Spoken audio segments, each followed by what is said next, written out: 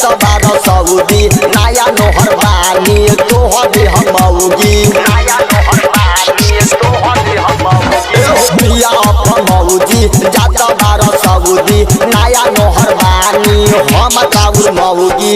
हमरो के लालसा पुराली हो जा हमरो के लालसा पुराली हो जा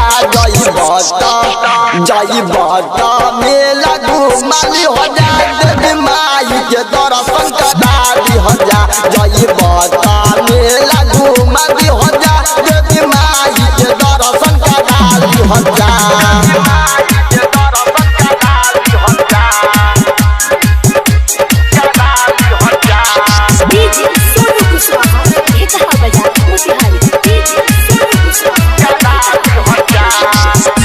मंदिर के आजू बाजू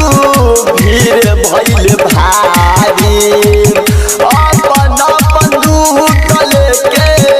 अइले ई पुजारी मंदिर के आजू बाजू भीड़ भइल भारी अपन अपन दूत लेके अइले दुखिया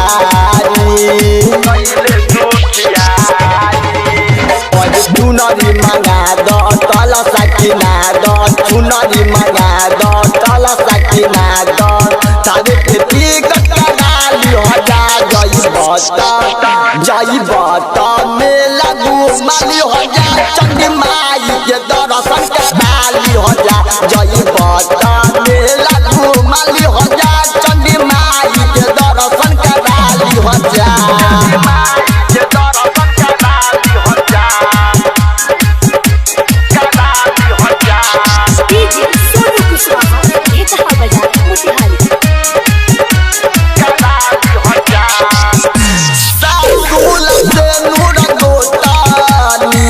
चूरी बाला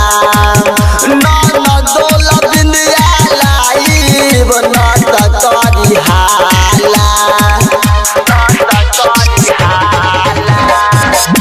सासुल से नूर गोता नील चूरी बाला ना दोला बिंदिया लाइब ना तकरी हाला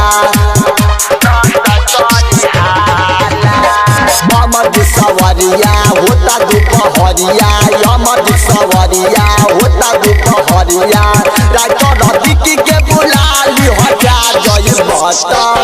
जई बता मेला घुमाली हो जा चंडी माई के दर्शन कराली हो जा जई बता मेला घुमाली हो जा थावे माई के दर्शन कराली हो जा रिकॉर्डिंग स्टूडियो मोतिहारी।